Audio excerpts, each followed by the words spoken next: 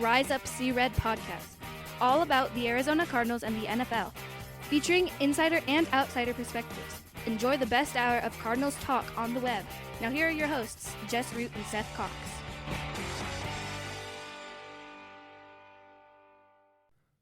Hello, Arizona Cardinals fans, and welcome to the latest edition of the Rise Up See Red podcast. I'm your host, Jess Root, from CardsWire.com, the USA Today NFL Wire site, with my co-host Seth Cox from RevengeOfTheBirds.com, SB Nation's Arizona Cardinals site, and one of the hosts of the original Draft Breakdown podcast.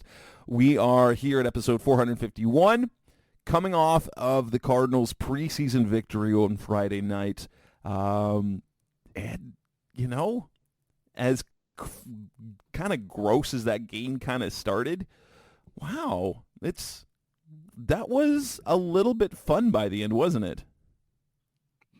Yeah, and I honestly, the beginning was fun when the first team defense was out there and looked competent against the Broncos, mainly first team offense, and not all the starters were, out there, but a good chunk of them were. And when we saw what this defense could potentially look like, and then even the second unit did a really nice job till close to the end of the second quarter. And so it's fun to see that. Yeah, I mean, the offense left you wanting early in the game, and that's to be expected as you unveil a new offensive scheme without basically your three best offensive weapons on the field, and Kyler Murray, James Conner, and Hollywood Brown all not playing. But we did see some flashes at the same time, which is really nice, right? Yeah, it was. And let's kind of talk about that. We're going to talk about who and what stood out against the Broncos. We'll delve into, I mean, it was just a preseason win, but how important that actually was we'll talk about that. And then there's a kind of a bunch of little things. Zach Ertz is off PUP. Where's Kyler Murray at? What we could take away from the playing time, a couple of roster moves. But let's get started with that. Who and what stood out versus the Broncos? Now, the Cardinals, they won the toss and they started on offense. And there was nothing special about their drive except, it was 9 plays, 28 yards, but they picked up 2 third downs. And so basically they got just past midfield and then punted the ball. Now, granted, the punt went to the end zone. But, even if you don't get a score, just the thing that we've seen from the Cardinals in the last couple of years, it was sort of feast or famine, right? So they were either getting into scoring position or they'd end up with a 3 and out. And I was honestly, one of my biggest observations is after the 4 years of the air raid offensive scheme. Now, that wasn't just true air raid, but the kind of the offensive principles, that what we saw, especially with the starting offense, were very traditional offensive concepts. And it was simple. Colt McCoy was efficient. They moved the ball a little bit. They didn't make big plays, but I think this is at least initially, and I got a glimpse. I think it gave us a little bit of a glimpse of the pre-Kyler offense until he gets back, that this will be an offense that survives. It's not going to be anything, but I think it will be adequate enough not to that the potential, like the ceiling that we're going to see from the offense is just not terrible, right? And at least will be functional, and to be able to move the ball a little bit. It might not score a lot of points, but if the defense is scrappy, maybe they're not going to be terrible. Right. Keep things close and see what happens at the end of the game, right? And that's kind of what we saw in the preseason. And obviously you want to see more from the offense, but we have to also remember, no matter what or who, I guess is the easier way to say, who the coaching is, there's always ups and downs, or there's always slow starts, so you go back to 2019 and the first 4 games of the Kingsbury era offensively weren't great. It wasn't really, I know they scored that 27 in the first game to tie with Detroit, but after that it was 17, 20, 10, and then they get to playing Cincinnati and Atlanta and some teams that weren't quite as good. And, they put up 26, 34. They put up, 27 against the Giants. And you see that.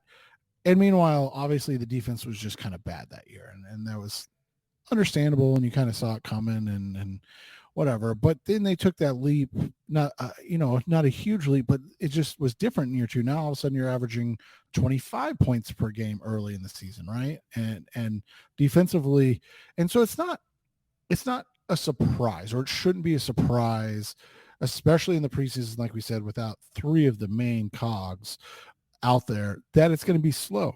And if the defense can put up an effort like that, results are not going to be that good. Let's just be completely honest. Like, they're not going to look that good defensively, maybe against the Commander Skins or whatever they are now, but not against good teams, not against, these teams in games 2 and 3 and 4. But if they're able to, at least give the offense a chance, that's what you want to see. And so that's why it was, I thought it was a real positive even before the ending. Yeah, there were so many things. And now the defense was better than advertised early. They made plays. And that's the thing. For me, I thought I've always believed that with the coaching scheme-wise, that and the type of players that they got, that as the season progressed, that this defense would be competitive. I don't want to bet too much on the defense, especially against a Broncos team that had a horrific offense a year ago. Well, and they're in the same boat, even though they had Russell Wilson and most of their offensive firepower. They were bad last year, and you and I were talking before the show. It was like, what was Peyton doing? What was Sean Payton doing in that game? Well, and they're still learning a new system too. So, I mean, I don't agree with it, but I shouldn't even say I understood. I don't agree with it. But you saw it, and that's the thing, is like, you look at it from this perspective. A guy like Russell Wilson, right? He played, sorry, I'm looking for the number here. I just want to make sure I get it right. He played 20 snaps. The Cardinals starters on defense, 5. That is a baffling juxtaposition, and again goes back to what we talked about, right? Like, we don't want to overstate anything about this game. We don't want anybody to be like, oh, the guys said it was an unbelievable game, and but there was some impressive parts to it, and especially when you look at how things went on defense. Like you said, like when they were competent on defense going into the second quarter, before we saw really anything in terms of scoring from the Broncos, that was, yeah, they overcome the turnovers. So they granted, field goal defense of it, right? But the point Brett Maher was awful. The point was that after they had the turnover, the defense limited them to only a field goal. Those are critical things in football. Like, if you give the ball away, you have to be able to make plays to get the ball back, or hold them to 3 points, and they ended up getting away without none. But then they did that a couple times, is that the defense made plays. We saw a couple of nice things. LJ Collier had the tip pass. Vic Dimakaji later in the game they defended that screen, that boot, so well, because that running back had lots of open field, and Dimakaji timed the the leap and batted down that pass perfectly and defended that perfectly in that sense. But yeah, it was they were surprisingly, again, just the preseason, but with the narrative being all off season of how bad the Cardinals are going to be, the fact that there was competency on both sides of the ball was hopeful.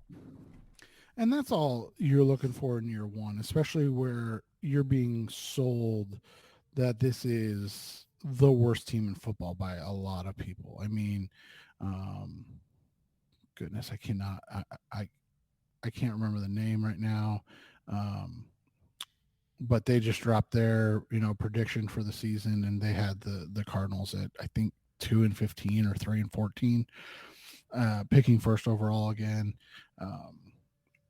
So that's the thing is, like, if they come out and they're competent and they're in games until Murray gets back, and then with Murray, if they're able to start producing a little better offensively, like, that's a really exciting thing. And again, when you're talking about preseason, you look for positives, and I thought there were obviously the overarching positives of the win, which is always nice, but more importantly, like you said, defensively they looked, dare we say, good, and offensively it wasn't the train wreck we were expecting. Right. And let's talk individuals. On the offensive side of the ball, was there anyone that stood out to you as either a surprise? So now, for me, one of the players, and I mentioned this in the solo show that I did last week, one of the players I had my eye on was Yelda Froholt. And guess what? That might end up being a very underrated scouting move.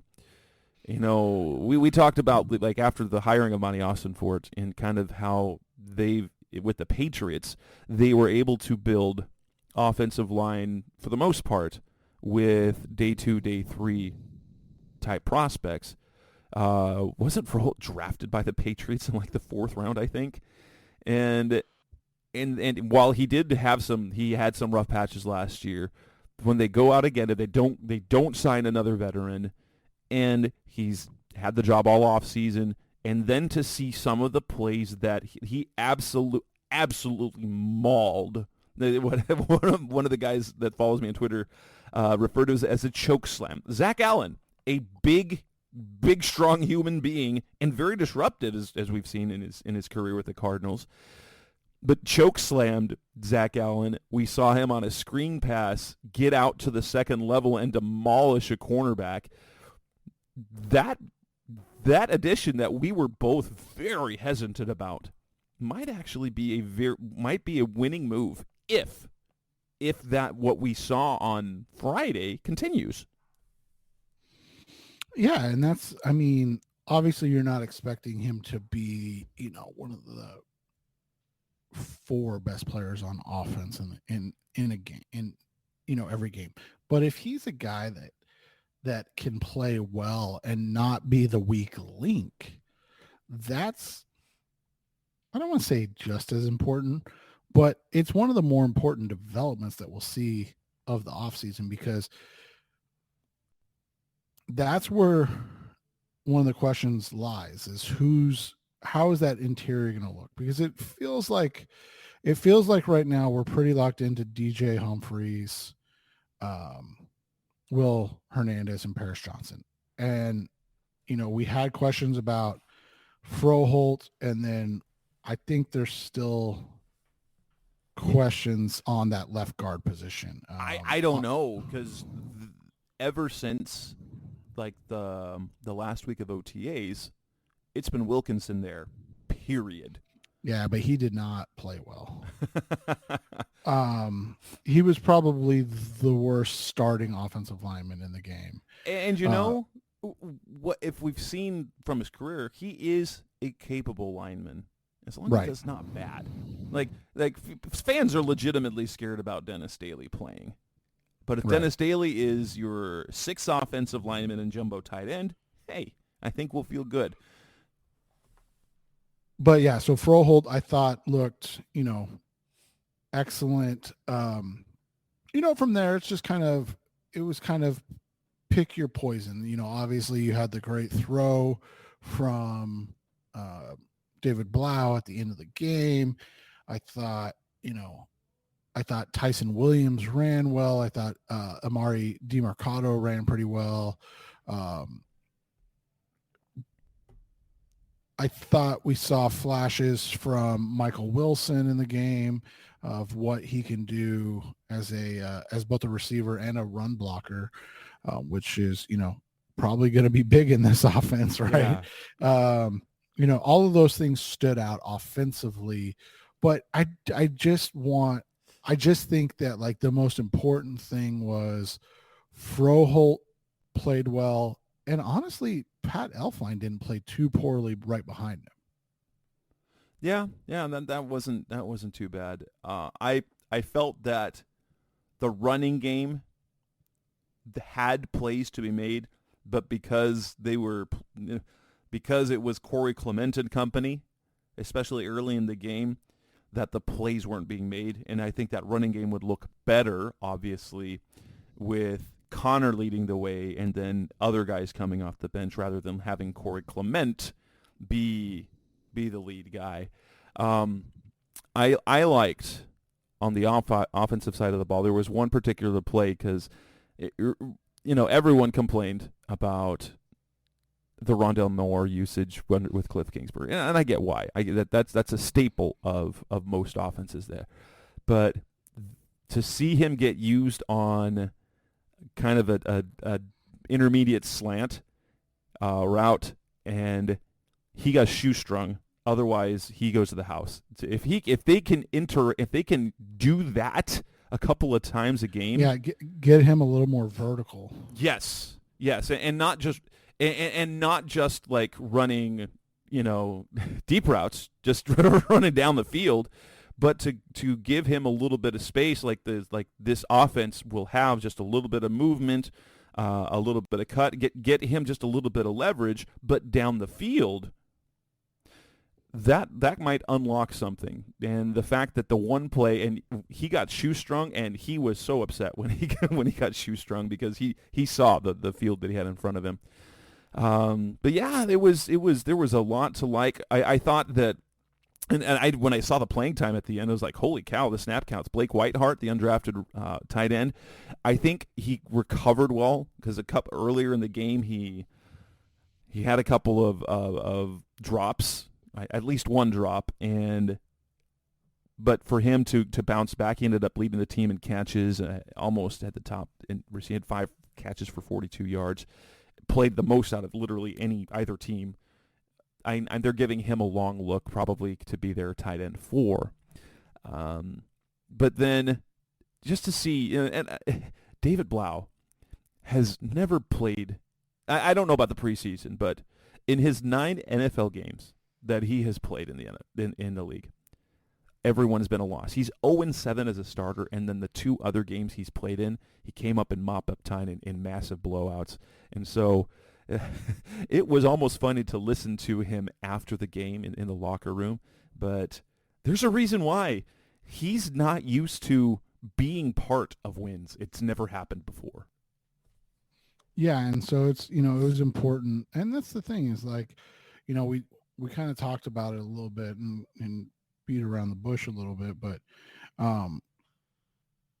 that win matters in the grand scheme of things, right? And that's something that we'll discuss after we talk about the defense, but like just getting that mentality is going to be something that we have to see this organization get to and through, right? Yeah, absolutely. On the defensive side of the ball, I think we both mentioned LJ Collier. Watkins had the block, but were there any player in particular that caught your eye? I think we all saw some potential in Keitrell Clark. I don't know. Yeah, I felt like that's too low hanging fruit, right? Right, like that's the obvious one.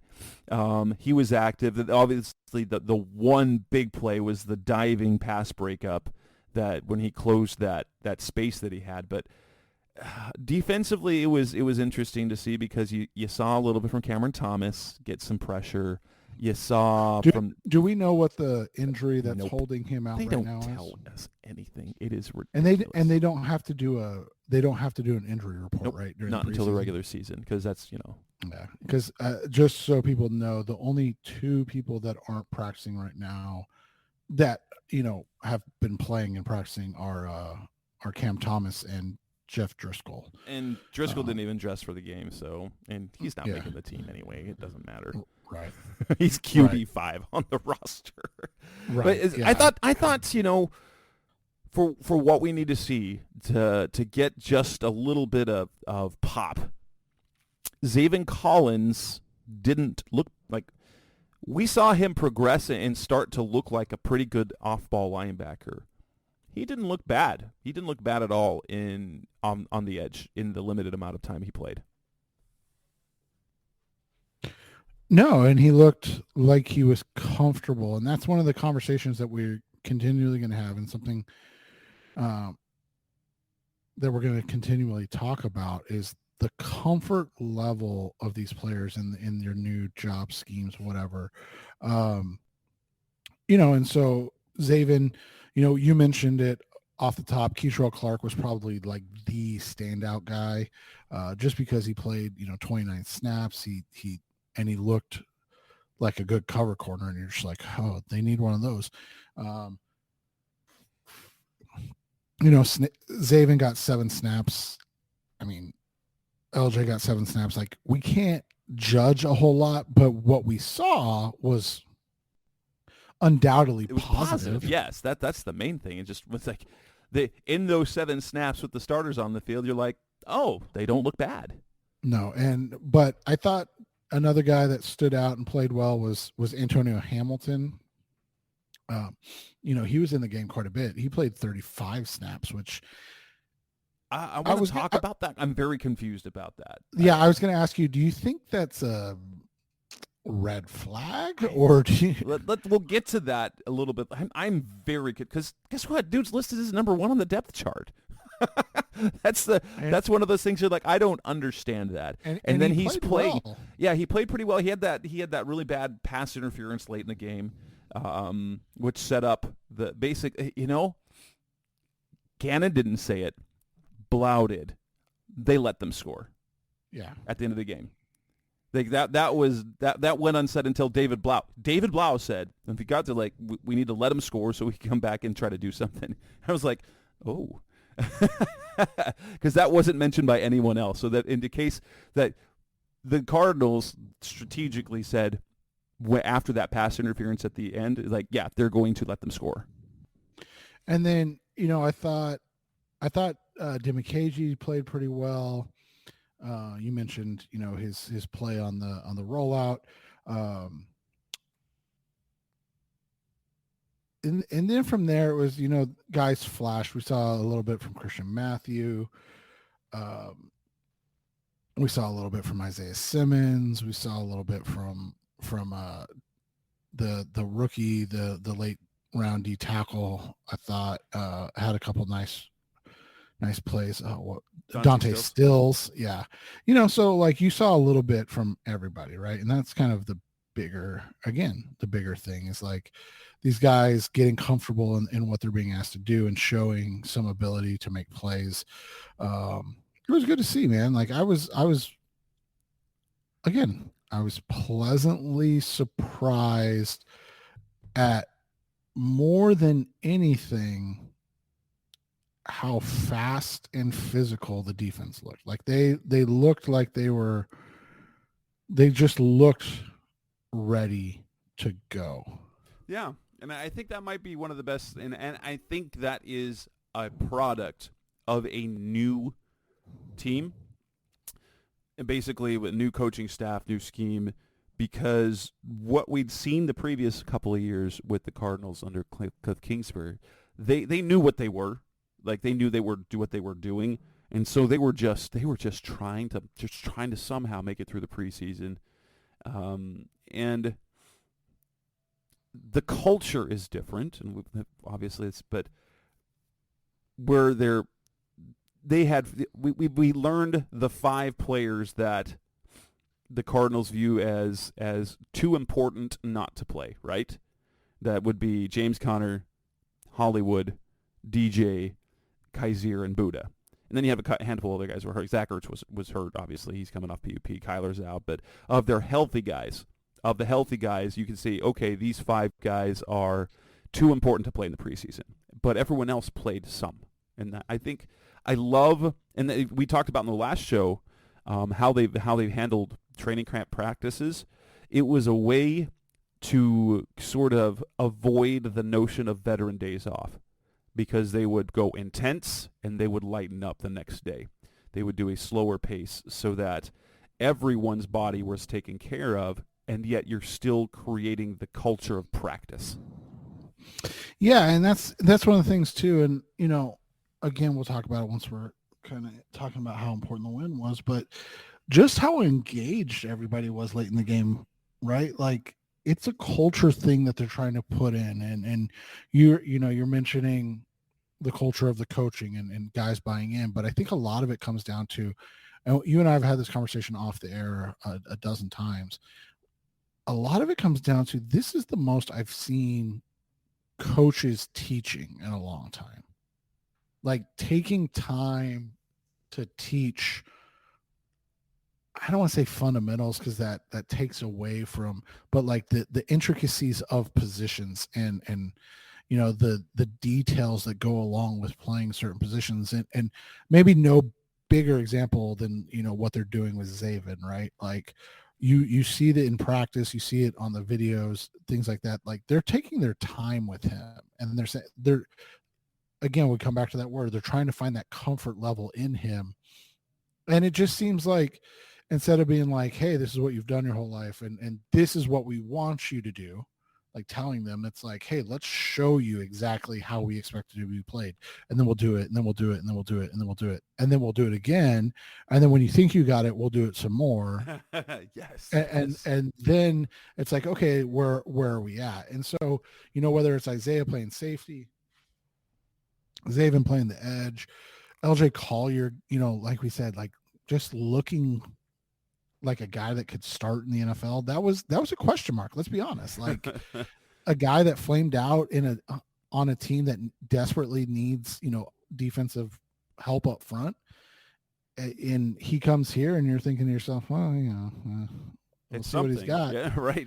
It's a guy. And then for him to just be competent is just such a, it was good to see, and it was positive. Obviously there were negatives, and there's negatives every game. But there was more. Again, there wasn't a lot to complain about, honestly. No, I thought there was just 2 guys on defense that, what's the word I'm looking for?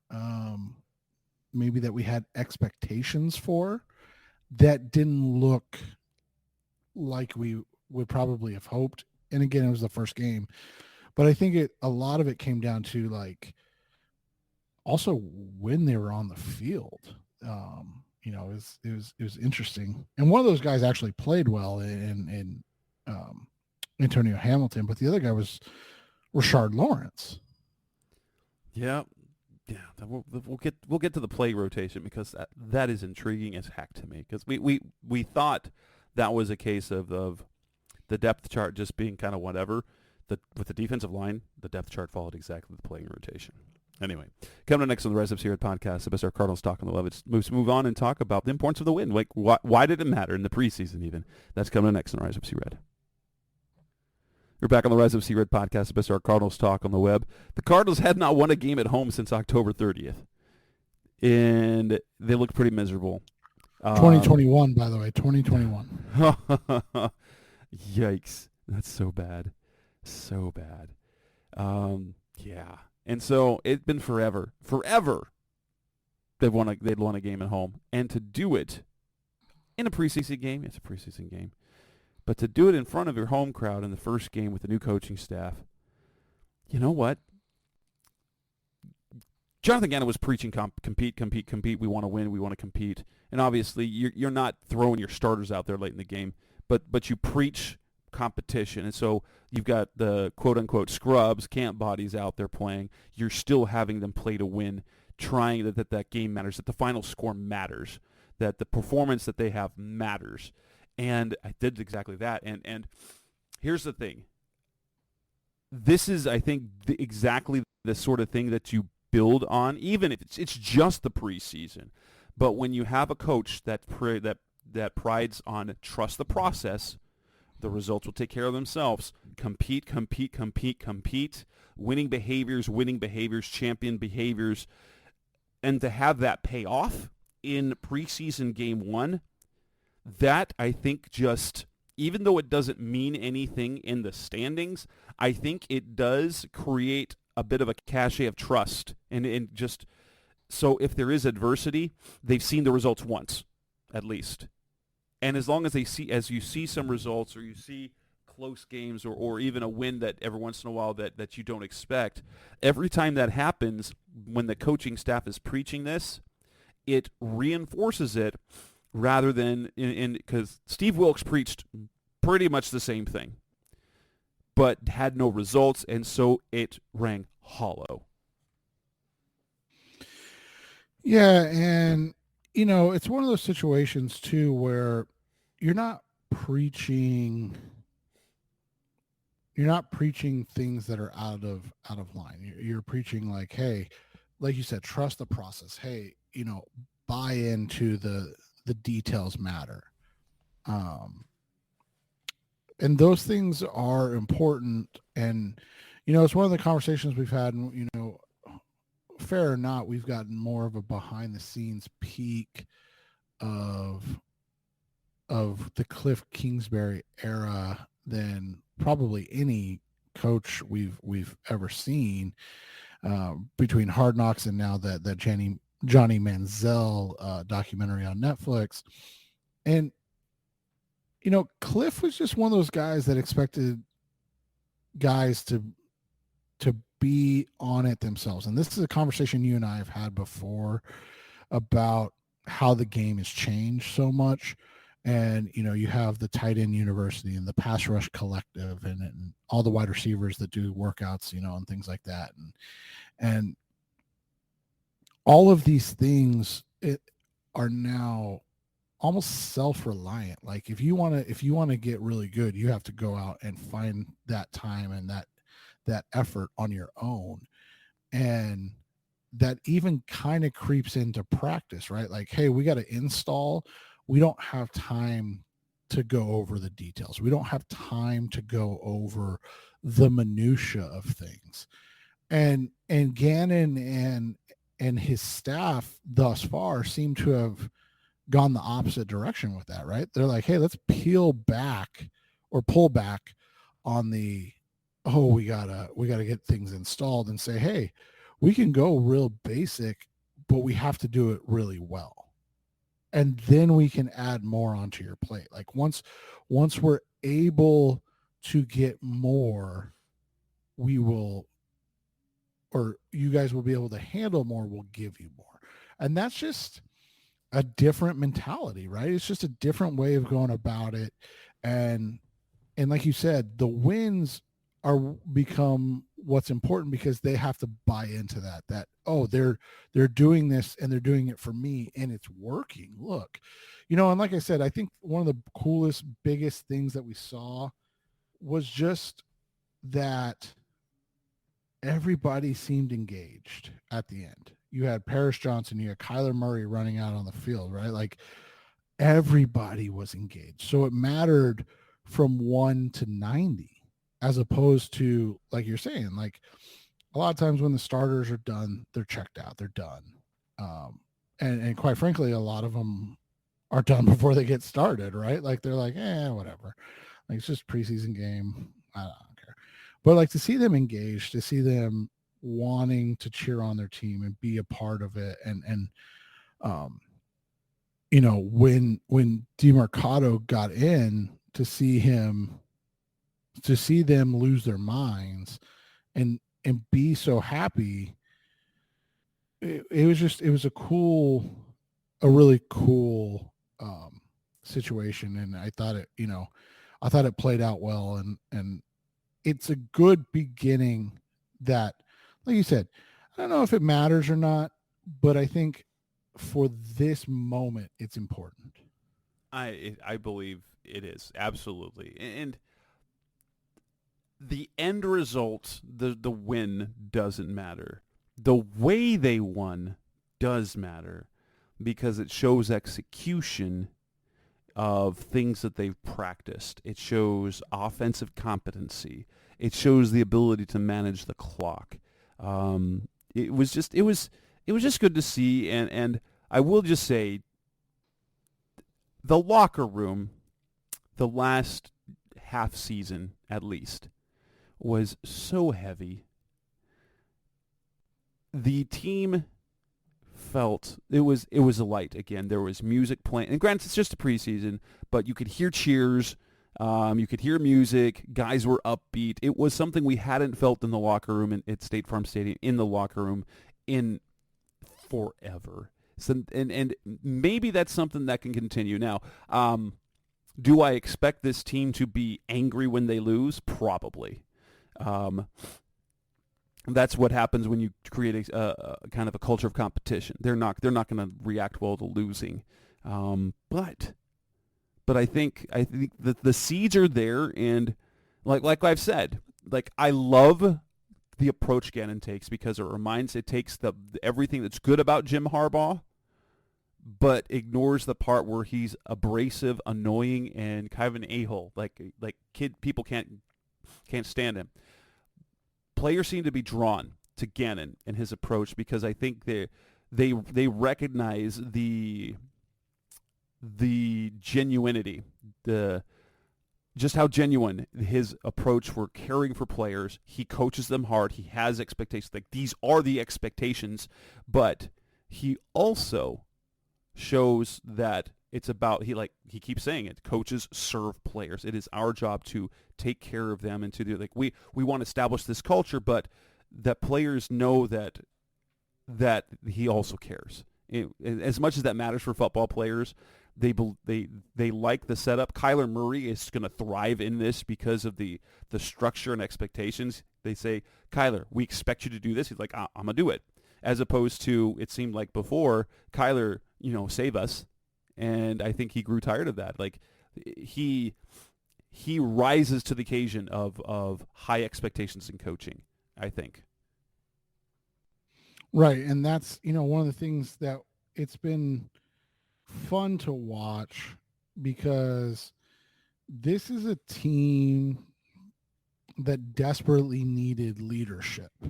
And, when they had Bruce Arians, they had Arians, and then, Palmer, I think Palmer was a leader in the sense of a veteran, right? Like, he wasn't the fiery take charge type. And, obviously Larry Fitzgerald was never that way, but what Palmer was like, yeah, go with me, guys. Yeah. He was the calming, like, I'll show you guys how we're going to get there type, but he was never like the, Tom Brady, rah, even the Patrick Mahomes type. Like, he was, I mean, I'm trying to even think of who he's close to right now, but yeah. And so when you had a coach that wasn't that way, and you had a quarterback that's not that way, and you had, an enigmatic wide receiver who's insanely talented, but kind of a loner, right? And then and it's why it made so much sense that when JJ Watt got here, it really galvanized everybody, because it was like everybody was following that lead. And it also makes sense why when Watt got hurt, things fell apart, right? Like, obviously there's more to it than just that, but like, nobody stepped in to fill that void or fill that role. And, on those Arians teams, you had a Calais Campbell, you had even like a Tyler Matthews. Rashad Johnson, Gerard Powers, Patrick Peterson had already kind of taken that role. Like, that secondary in terms of leaders, that was such a good group. Right. And I just don't think people understand, like, even people talk about like a Matthew versus Baker and how similar they can be as stylistically playing. But like Matthew is a hyped up leader type, whereas Buddha is very much a go about your business. Like Buddha's like, I'm going to set the tone and you guys need to follow me. And that's like, it's just, they just didn't have that voice, and they still don't necessarily from a player perspective, but they have it in the head coach right now. And in the way he's emboldening his coaching staff and his, and so that, again, like you said, that's just going to build this trust and hopefully galvanize the team as a whole. And then you start getting leadership in the, hey guys, this works. Let's all follow, and let's all be in together. Coming up next on the Rise Up See Red podcast, Mr. Cardinals Talk on the Web. Let's talk about a variety of things. Zach Ertz, roster moods, play rotations. That's coming next on Rise Up See Red. We're back on the Rise Up See Red podcast, Mr. Cardinals Talk on the Web. Let's kind of talk about the playing rotations. Some observation. We saw that. You brought up Antonio Hamilton, and this is a very interesting thing to me because he's listed number 1 on the depth chart. It's important to note that his 2023 salary is 100% guaranteed. Jonathan Gannon was glowing about what he said about Hamilton, but he only played like 5 special team snaps, and he played a gob ton of time with the third stringers. I don't know what to think of that, honestly. Normally, if you are playing that much late and you're not a starter, that usually means you're somehow a bubble guy. Yes, and I will say the way they have the way the roster's looking, the cornerback room, because that you've got Marco Keitrell, you've got Christian Matthew. You assume he's a lock for the roster, but then you've got Antonio Hamilton, completely guaranteed salary. You've got Garrett Williams, who hasn't come off NFI, and we don't know if he will. You've got Chris Boyd, who is a special teams guy, plays a ton on special teams, and played a lot on special teams, and he is guaranteed, I think, $400,000 of his salary this year too. So how that roster builds out is super interesting. I don't know if Hamilton is in danger, but I can't. I'm not sure what to think about that. Yeah, I'm with you because it was just such an odd usage, right? Something we didn't expect to see. And for him to end up playing so much when it wasn't, I don't want to say it wasn't necessary, because obviously that's disrespectful to the coaches, but like it just was, I guess, surprising that he was one of the guys that was spending so much time on the field in the preseason. Like it was completely unexpected. I don't want to say shocking, but like, it just wasn't something. It was one of those things just you're like, I don't know what to think of that. Yeah. And it was just, it was just odd because, like you said, he was in the game at the end. And for a veteran, that typically means what? You're on the bubble, or like right. They want to see something out of you, but like, I don't know. So it'll be interesting to see how this all unfolds, because I think as of right now, it's up in the air if it matters. But I think right now you're also looking at it and going, all right, like, make this make sense to me, please. Another thing that I was super intrigued by playing wise was the defensive line rotation, because I wasn't sure whether I believed the depth chart on the defensive line, because it had LJ Collier, Lecky Fotu, and Jonathan Ledbetter, and Rashard Lawrence was listed as the number 3 nose tackle. Now the way they played their playing rotation matched it perfectly. But the one thing I noticed is this. I would guess probably almost all Cardinals fans that felt of the defensive linemen that returned this year. So you've got Ledbetter, you've got Richard Lawrence, that you've got Lecky Fotu, that if you had to pick one who probably wasn't going to make the team was Lecky Fotu. And right now it looks he's firmly established as their starting nose tackle.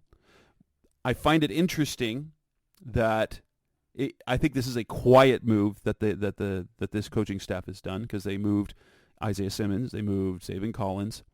And when Lecky, I will say this, I loved Lecky Fotu was one of my favorite draft picks because I saw potential, and I think the Cardinals did too. And he literally only plays nose tackles at Utah, but his athleticism suggests that he could do something more. And then he was used like never nose tackle, and his play was very underwhelming. If he's only a nose tackle and he becomes a starter, that's kind of fun. Although for me, it is a surprise, and if we had to look at those guys, Ledbetter, Fotu, and Lawrence, we figured that Richard Lawrence would probably be the one most likely to be the favorite to play a lot, or to be the lock on the roster. And right now, Fotu and Ledbetter are starters right now. Yeah, and it's going to be interesting how they scheme and develop this entire defensive line, right? Because right now we just have no idea what their plans are or how they're going to go about it. But as you said, as of right now, they have gone about it in the way that they said they would on their depth chart. And so it's just really going to be something to watch, because I don't know, man. It's weird to see it. It's weird to see them continue to make adjustments on it. So, it'll just be interesting, I guess, is the only way we can really put it, right? To see what they do and how they go about things. Zach Ertz back from PUP. I'm going to say we won't see him, period, till week 1. I was going to ask you that. Like, there's no way. There's no, because one, they're slow rolling him in, so there's no way he plays this week, right? There's no way he would play no matter what in the Vikings game, because that's preseason game 3. And they don't have to make cuts. Remember that. Like, right. They get all 90 guys still. And so I think he'll probably get some work in their joint practices, but I think the plan is maybe the goal is week 1. They've basically got 4 weeks of practice before week 1 hits, and they're going to use that to build him up, strengthen him, and be ready for that. Then he won't need any preseason reps. But that said, that especially with one of the things that was notable in the offense, how involved the tight ends and the running backs are in the passing game. And having Zach Ertz back will be, even if he doesn't have to be explosive Philadelphia Eagles guy, but if he's a reliable target, because he's a reliable target, that means, 5, 6, 7 yards, like even if he's doing basic routes, you are moving the sticks with your tight ends, and that should open things up down the field. Maybe not necessarily while Colt McCoy's at quarterback. They're going to dink and dunk because his arm is doesn't have a whole bunch left. But at least there's the potential there with Kyler Murray when he gets back. Right, and there's a little bit more that they can do, running the ball and things of that nature with the quarterback, obviously. And so it'll just be, it'll be interesting to see how it goes. Again, we just don't really have any idea what this is going to look like.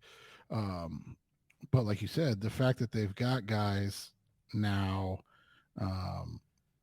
coming back, and we'll see how this plays itself out, how they end up getting into these reps and things like that. That'll all be something to watch moving forward. because right now it's been, easy because, well, a lot of the main guys aren't out there. Right. And so do you think we're going to see Connor or those guys you talked about at all this preseason? I doubt it. I think Now, those 5 in particular, maybe Hollywood a little bit. Maybe Hollywood a little bit. And now we add Ertz to that mix, right? Yeah. So let me ask you this. Do you think more about them deciding that they don't want to take any chances, or do you think if Kyler was healthy that they would have played these guys? That's a good point, because maybe they would have. I actually think that it might have something more to do with the guys behind them in the rotation. James Conner, is going to make the roster. They trust him, and there's really nothing behind him. It's who's the guy? And they didn't even have Keontae Ingram, so it was Corey Clement, Tyson Williams, Amari DeMarcado. Show something. Like DJ Humphries not playing was okay. Let's give Kelvin Beachum time at left tackle. Honestly, that was kind of telling. That when DJ was out, they didn't put Josh Jones at left tackle. It was Kelvin Beachum. I don't know if it was to showcase him, because I've always felt that the battle there's a very notable battle between him and Josh Jones. I don't know if you can have both on the roster behind DJ and Paris Johnson, but right, that was notable. And then you go, obviously, Buddha. This is a way to make sure that you get Isaiah more snaps at safety, and plus you need to figure out who your fourth safety is. Yeah, I was going to ask you about that. What did you make of is that Sean Tucker, a different Sean Tucker signing? Sean Chandler, sorry. Guess what? I think for sure he's a camp body. Dude's suspended. Okay. He's suspended for the first two games of the year. Why in the world would they sign him now? Because especially you've got. I'm not sure. It was very interesting because that fourth safety spot, if they keep 4 safeties, you've got 3 guys who legitimately could do that. You've got Chachri, was with the Eagles last year, played a lot of special teams. Juju Hughes was the first, so Juju ended up being the first safety in the game after Jalen left. And then you add the fact he played special teams, and then you've got Javonte Moffett as well. That fourth safety spot's super intriguing. The addition of Sean Chandler, to me, tells me somebody got hurt and that they're trying to get through the games, I think. Because I don't know why you would sign a guy right now who's going to be suspended for the first 2 weeks. Yeah, I was just curious because, like you said, we know there's a battle for the fourth position, but is it going to be a guy that can contribute mostly on specials, or is it going to be a guy like Chaucer that's gotten reps in games, especially in the Gannon and Rallis defense, right? Yeah. So it'll be interesting because, yeah, it's just, I mean, this whole dynamic is playing out differently than what we've seen before, and a lot of that comes from the unknown, obviously, as you said early in this whole thing, but and figuring everything out, and it's fun to see it unfold. It actually makes it fun because it feels so different than, and it wasn't that long ago that Kingsbury and then Wilkes, like, it just feels so different from both of those camps to now this, and seeing where they are and how they're going about things. Absolutely. No Kaiser White gave Chris Barnes and Josh Woods ample time to play. And I was those are 2 of the guys I was slightly disappointed with. I just didn't see. There was nothing notable about what they did, but let's also say this: it's clear that White is the catalyst, or the guy that's going to make that linebacking corpse go. So in that instance, you kind of have to look at it and go, okay. I mean, it's not, you don't want to say okay in the sense of like it doesn't matter, but more okay in the sense of it's like, okay, we have to take that with a grain of salt because the guy they're expecting to be the playmaker wasn't around. Yeah, yeah. And yeah, it's just interesting to see how that playing time goes. They did add Shad Chandler, we talked about. I can't imagine he's more than a camp body. They released Stevie Scott. To me, because they had signed Stevie Scott last week, to me, his release tells me Keontae's back. Right? Okay, yeah. That's what it says to me because they didn't use him in the game. They only used Clement, Ty Williams, and DeMarcado. To me, that says, okay, Keontae's back, and so we're going to see Keontae probably starting. Well, and we'll kind of see because Keontae's ahead of Clement on the depth chart. Let's see if he gets more work with the ones on Saturday, just to kind of see where that's at because at least if Ingram shows a little something, and we don't know, we just don't have a gauge on that because they didn't go out and get a veteran running back, which means you think that they trust one of the guys on the roster to be behind Connor. And if there's anyone that you trust, wouldn't you probably think that's Ingram instead of Clement, who's been a mostly special teams guy? Yeah, he's been mostly a third down back and special teams guy. So yeah, you'd want to see Ingram. And then DeMarcado, he wasn't even the guy at TCU, but he is 1,000% a practice squad guy. Well, and he's a potential fourth back if they keep four running backs because what he does well is like intangibly type things. Like you saw him with the 2-point conversion, but talking to my buddy Eric Sorensen, who is a big TCU guy, DeMarcado does things like pass pickup, so pass pro and things like that, so things that you want to see. He can return kicks. He never did it really at TCU, but he's a guy to kind of watch. Like, I'm very intrigued. Like, are they going to keep three running backs on the roster, or are they going to keep four? You'd think they'd probably keep four, but you can also ride with three and practice squad elevate your way to to those moves later on. Exactly, and I think that's just what the plan is with him. So we'll see how it kind of plays out. But I thought Tyson Williams did look good too, though. Yeah, absolutely. He was. I had him on my 53-man roster projection. That's like after how he did, I bumped him into the final roster for that spot. But he's got a little bit, and we'll say. There is a little history of BYU guys coming in and being successful. We saw it from what was the Green Bay / Detroit guy, Jamal Williams. Yeah. BYU guy. You've got now Tyler Algier. Puka Nacua is making a little bit of noise in Los Angeles, the receiver, and Ty Williams. He's bounced around a little bit. He hasn't really done much, but as a role player type guy, it wouldn't surprise me at all. That said, anything they technically still have a roster spot available. Where do you think that's going to be, or are they simply managing bodies at this point? You think? Yeah, I think they're just managing bodies right now. I think they have ideas of what they want to do, but I think at the same time, it's one of those situations where you kind of let the rosters play to you, right? Yeah. Yeah, Jeff Driscoll, guess what? I think they are simply waiting for him to be healthy to cut because he didn't dress for the game. He didn't dress for practice, so I don't know if he's hurt, but the fact that – because why in the world do you need four quarterbacks on the roster aside from Kyler? Especially when they're given as much playing time to Clayton Tune as they are. Right, exactly. Somebody asked me the other day if I thought David Blau had a chance to be the backup, and I said, I just don't see it.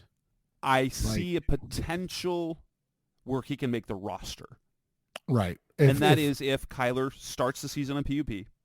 Right, which is... Blau makes the roster as QB3 that way because that new emergency quarterback rule that they have, that cannot be practice squad elevation. He's got to be burning a roster spot. So Blau is a guy you could have on as player 53 to be on the roster basically as your emergency QB, unless, and I don't think they would do that, maybe he'd be the active backup one game or game or two, and you let Clayton be the emergency QB3 because, young, raw, that sort of thing. You might trust Blau a little bit more in a game scenario if he had to come in for Colt McCoy. But yeah, I basically think that Jeff Driscoll is just a guy right now. David Blau, I don't think they seem firmly committed to Clayton Tune, and so David Blau at this point is auditioning for other teams' practice squad, or in the case if Kyler is not taken off PUP before the regular season, that he can be on the roster for a handful of weeks, for about 4 weeks. Right, and that's the plan that you would have to assume right now. But, overall, I was pleasantly surprised and then happy. I think that's the best way to put it. Like I think everybody was like, "Oh, this was good,"